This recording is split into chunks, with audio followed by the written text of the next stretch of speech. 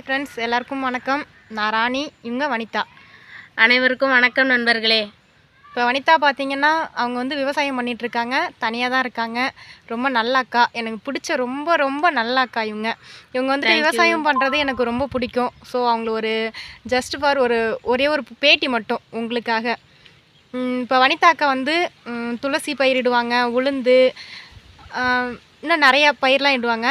அந்த பயிர் எப்படி அவங்க வளர்க்குறாங்க, எந்தெந்த காலத்தில் என்னென்னா ட்ரை பண்ணுவாங்க அப்படின்னு சொல்லிட்டு ஜஸ்ட்டு எங்களுக்கு தெரிஞ்ச ஒரு விஷயத்த உங்களுக்காக நாங்கள் ஷேர் பண்ணுறோம். பிடிச்சிருந்தா லைக் பண்ணுங்கள்.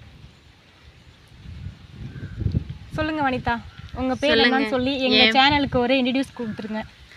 என் பேர் வந்து அனைவருக்கும் வணக்கம். என் பேர் வந்து வனிதா. எங்கள் கிராமம் வந்து அரியலூர் மாவட்டம், ஜெயங்கொண்டம் பக்கத்தில் சூரியமணல் கிராமம். ஒரு சின்ன கிராமம். உள்ளார எங்கள் கிராமம் பெருசு தான், ஆனால் நாங்கள் இருக்கிற வீடு வந்து கொல்லைக்குள்ளே தான் இருக்குது.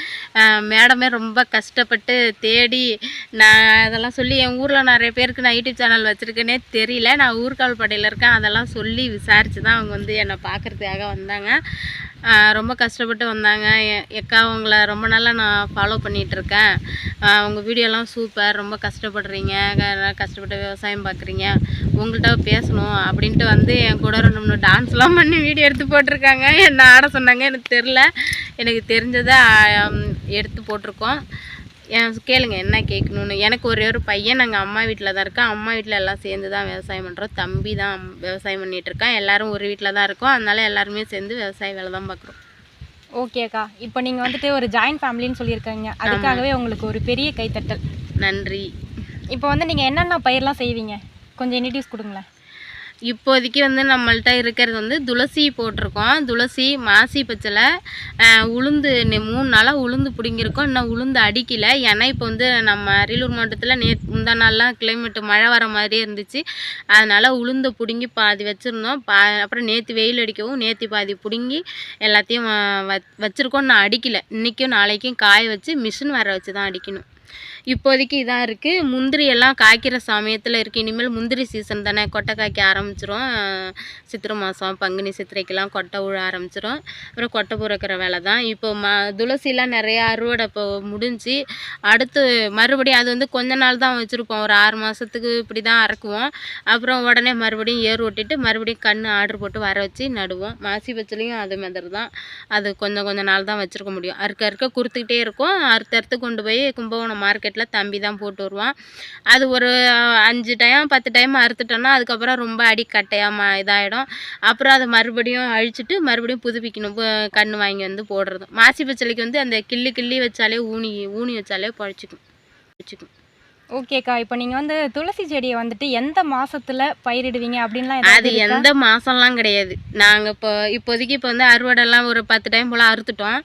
இப்போ அழிஞ்சு கிடக்குது. இப்போ மறுபடியும் ஏர் ஓட்டிட்டு கன்று ஆர்டர் போட்டு வர வச்சு நட்டுருவோம். அதுக்கு இந்த சீசன்லாம் கிடையாது. துளசி எங்களுக்கு தெரிஞ்ச வரைக்கும் அதிகமாக கோயிலில் யூஸ் பண்ணுவாங்க, வீட்டில் வச்சுருப்பாங்க. உங்களுக்கு தெரிஞ்சு இன்னும் வேறு எதுக்காவது யூஸ் பண்ணுவாங்களான்னு எங்களுக்கு கொஞ்சம் சொல்லுங்களேன். எங்கள் வீட்டிலேருந்து போகிற துளசியும் மாலை கட்டுறதுக்கு, இந்த மாதிரி கோயிலுக்கு, இதுக்கு தான் கதம்பம் பூ கட்டுறதுக்கு இதுக்கு தான் போகுது.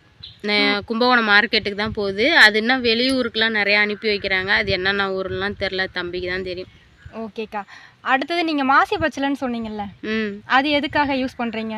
மாசி பச்சலைன்னா அதான் என்னோட வீடியோவில் நிறைய பேர் கேட்டிருக்காங்க, அக்கா அது என்ன செடி, அது என்ன செடி, மறிக்கொழுந்தான்னு நிறைய பேர் கேட்குறாங்க. நிறைய பேர் மல்லி செடியான்னு கேட்குறீங்க.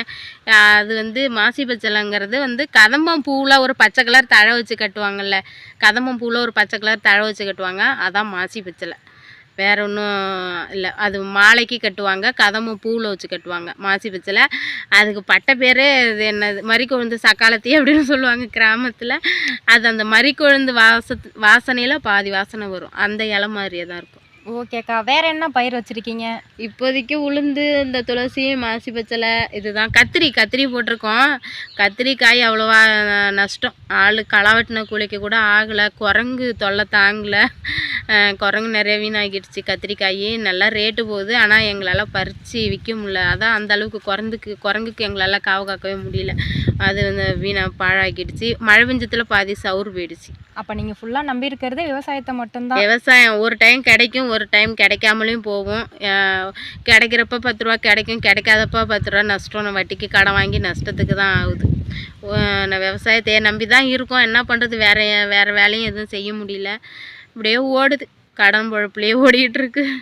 ஓகேக்கா, நாங்கள் இது வரைக்கும் கேட்டதுக்கு எங்களுக்கு முந்திரியுமே ஒரு சில டைம் நிறைய காய்க்கும், ஒரு சில டைம் நிறைய காய்க்காது. இந்த வருஷம் என்ன பண்ணுன்னு தெரில, கடவுள் மனசு வச்சாதான். ஓகேக்கா. ஓகேக்கா, இது வரைக்கும் எங்களுக்காக நாங்கள் கேட்ட கேள்விக்காக உங்கள் டைமை எங்களுக்காக ஒதுக்கி எனக்கு ஒரு இன்டர்வியூ கொடுத்ததுக்கு ரொம்ப தேங்க்ஸ்க்கா. அப்படிலாம் ஒன்றும் இல்லை, நீங்கள் எங்களை தேடி வந்ததே ரொம்ப ரொம்ப சந்தோஷம். அது இந்த அளவுக்கு ஃபேமஸ் ஆகிற அளவுக்குலாம் நம்ம யூடியூப் சேனல் ஒன்றும் வளரல. நாம் இப்போ வந்து ஒரு 38,000 சொந்தங்கள் நமக்கு இருக்காங்க, 38,500 சொந்தங்கள் இருக்காங்க. இன்னும் நம்ம அந்த அளவுக்கு வளரல. மாதம் சம்பளம் கூட எடுக்கல. அதுக்கான இடத்த நெருங்கிட்டோம்னா கொஞ்சம் இருக்குது. இருந்தாலும் நீங்கள் எங்களை தேடி பேட்டி எடுக்க வந்தது ரொம்ப ரொம்ப சந்தோஷம். நாங்கள் தான் உங்களுக்கு நன்றி சொல்லணும்.